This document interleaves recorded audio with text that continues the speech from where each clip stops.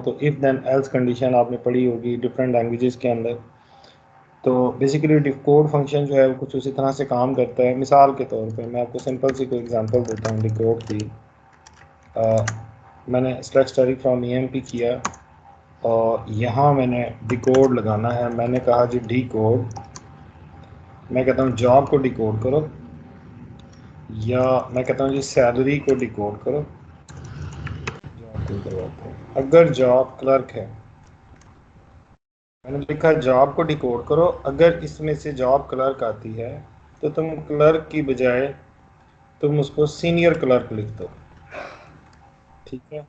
अगर जॉब आती है सेल्समैन की,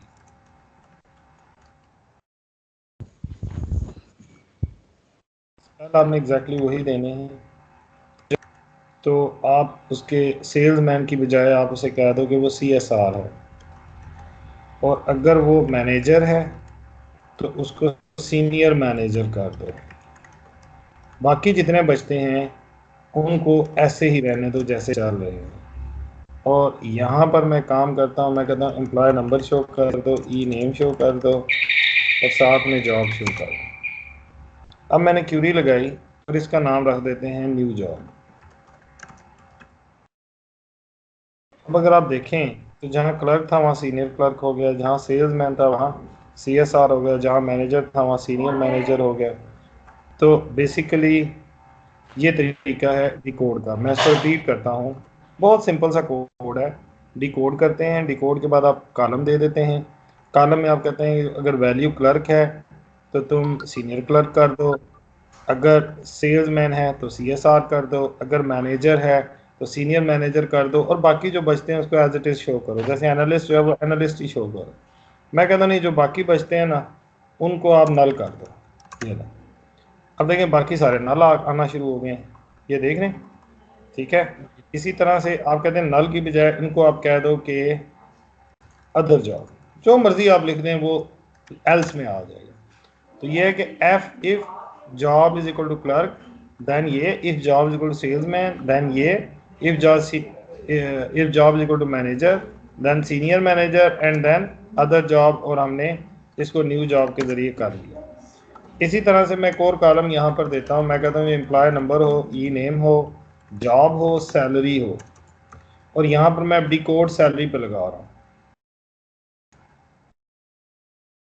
अगर सैलरी 3000 है तो तुम सैलरी को में ऐड कर दो 1500, ठीक है। अगर सैलरी 5000 है तो इसको तुम कर दो, जो भी सैलरी की वैल्यू है उसमें तुम उसको 6500 कर दो। मैं वैसे डिफरेंट वेरिएशन के साथ आपको बता रहा हूँ। Otherwise as it is salary show कर दो, इसे कह दो न्यू सैलरी। और इससे पहले हम सैलरी का कॉलम भी शो हमने करवाया हुआ है, बस ठीक है। और यहाँ हम लिख देते हैं फ्रॉम EMP। अब मैं इसको अगर चलाते देखें, 800 शो हो रही है, 16 हो रही है, 3000 4500 होगी क्योंकि हमने सैलरी में 1500 ऐड किया हुआ। आप यूँ भी कर सकते हैं, आप डायरेक्ट 4500 भी दे सकते हैं, आपकी मर्जी है, ठीक है। इसी तरह से 5000 में वो 6500 हो गई है। तो ये बेसिकली, अब देखें जहाँ पर करेक्टर वैल्यूज थी हमने सिंगल कोट्स यूज़ किए, लेकिन जहाँ नंबर वैल्यूज थी, इस तरह डेट्स को भी हम इसी तरह से डिफाइन कर सकते हैं। मिसाल के तौर पर मैं यहाँ पर एक कॉलम हाई डेट का डाल देता हूँ, और अब मैं यहाँ पर लिखता हूँ comma decode high date.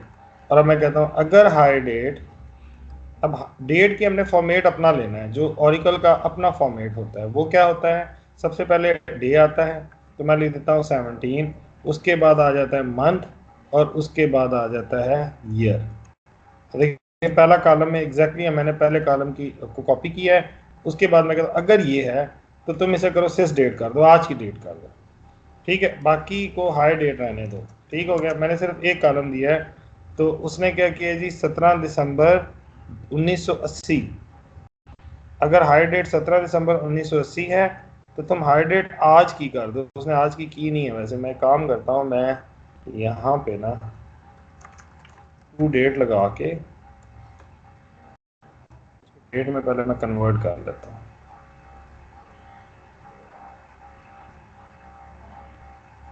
Sorry, एक सेकेंड, इसको फिर पागल हो जाता है कभी कभी।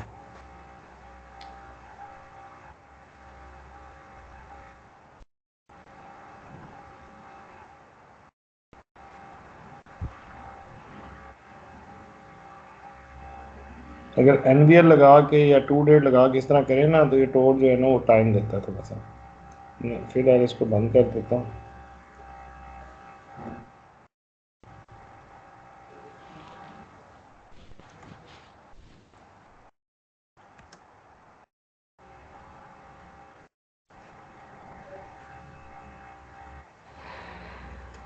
ये टाइम ना लगाया इसका तरीका ही होता है, ब्रैकेट पहले बंद कर लिया करें फिर टाइम नहीं लगाएगा। और इसको हम कर देते हैं टू डेट। ठीक है। और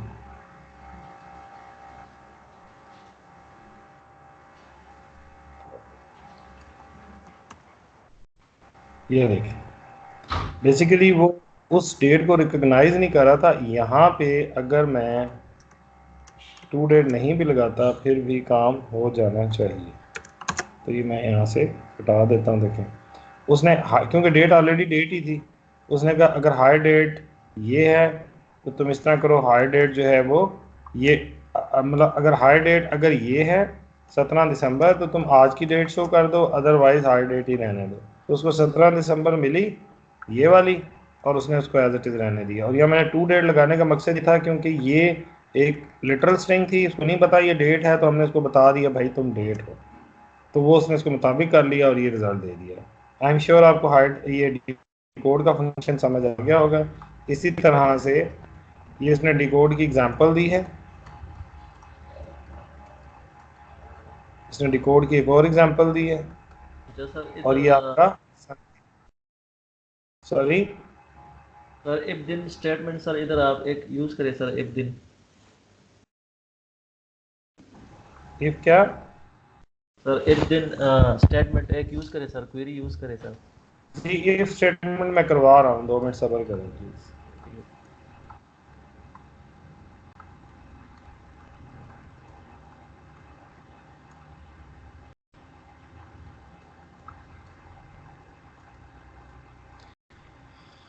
इसी तरह से हमारी ये केस स्टेटमेंट होती है। केस स्टेटमेंट में भी यही है कि आपने सेलेक्ट लिस्ट दे देनी है, ऑलमोस्ट डिकोड की तरह ही है, लेकिन कुछ सिनेरियोज में केस को लिखना ज़रा आसान हो जाता है।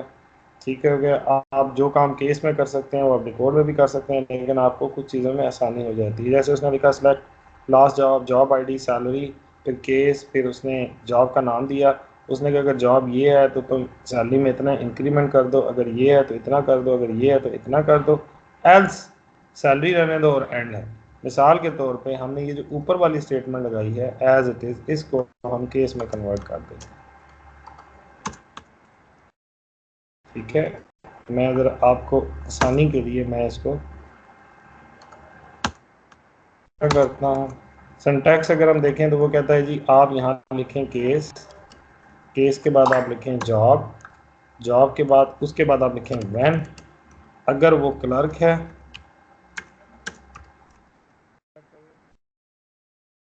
अगर वो क्लर्क है उसके बाद आपने लिखना है देन। ठीक है, आप हमने क्या कहा था क्लर्क की सूरत में सीनियर क्लर्क कर दे, तो हम यहाँ लिख देते हैं ऐसा। उसके बाद कोई सेमी कॉलन वगैरह नहीं देना। फिर हमने इसको बल्कि यूं कर ले तो ज़्यादा आसान है, ऐसे। उसके बाद आप लिखें व्हेन सेल्समैन, देन सेल्समैन के लिए हमने CSR लिखा था। उसके बाद फिर हम लिखते हैं when manager, then senior manager. उसके बाद अब हमने डालना है एल्स, जैसे उसने डाला हुआ है, तो यहाँ पर हम लिख लेते हैं एल्स। एल्स में मैं कहता हूँ जो भी जॉब है वो एज इट इज़ रहने दो। उसके बाद हमने इसकी हेडिंग देनी है, एल्स में हमने जॉब दे दिया, और उसके बाद हमने केस को एंड करना है। एंड करने के लिए हम यहाँ पर एंड लिख देते हैं, और इसकी अगर आपने कोई हेडिंग देनी है हम कह देते हैं जी न्यू जॉब। ठीक है, और यहाँ पर हमने दे दिया फ्रॉम ई एम्प्लॉय। ये देखें सेम रिजल्ट आया है। ये केस स्टेटमेंट के साथ है। कैसे इसकी प्रैक्टिस है और कुछ भी नहीं है। केस जॉब, क्योंकि सम टाइम हमें एसक्यूएल के अंदर इफ एल्स लगानी पड़ जाती है, और हमारे पास जो है वो इफ एल्स लगाने के लिए जो टूल बचते हैं वो ये डिकोड और केस है। केस पहले नहीं था, ये 10G और 9i में गालिबन आया था, इससे पहले डिकोड ही यूज होता था। लेकिन उन्होंने केस भी इंट्रोड्यूस करवाया। केस में क्या था जी, केस जॉब, अगर जॉब ये है तो तुम ये शो कर दो, अगर जॉब ये है तो ये कर दो। जॉब हमने ऑलरेडी केस में डाला हुआ है। अगर जॉब जो है, अगर जॉब मैनेजर है तो तुम ये कर दो। Basically when job clerk, when job salesman, when job manager, और करना क्या है वो ये कर दो। इसी तरह से हमने एक और एग्जांपल यहाँ पर लिखी हुई है, हम उस एग्जांपल को भी कन्वर्ट कर लेते हैं। ठीक हो सर गया। इसमें हम मैं दूसरा इसी, केस यूज कर सकते हैं सर? जी क्या कह रहे हैं? सर दूसरा केस हम इसमें यूज कर सकते हैं सर? दूसरा केस से क्या मुराद है? हाँ हाँ, 10 करो यार, ये लोग यहाँ कामा लगाओ और सर इधर इसी के अंदर यूज कर लेते हैं। मैं कहता हूँ जी केस, यहाँ पर हमने लगा दिया सैलरी के ऊपर केस लगा रहे हैं। फिर हम लिख रहे हैं व्हेन 3000, अगर 3000 है तो तुम क्या करो, उसको 4500 कर दो। फिर मैं लिखता हूँ व्हेन 5000 है तो तुम उसको 6500 कर दो। ठीक हो गया। एल्स, यहाँ मैंने एल्स लिखा और यहाँ मैंने लिख दिया एल्स के तौर पर सैलरी हो, और यहाँ पर हमने एंड किया और उसका नाम हमने कर दिया न्यू सैलरी। ठीक हो गया। अब इसको चला दें। एक सेकेंड, क्या गलती हो रही है? When salary this then this, when this then this, else salary new salary, और हमने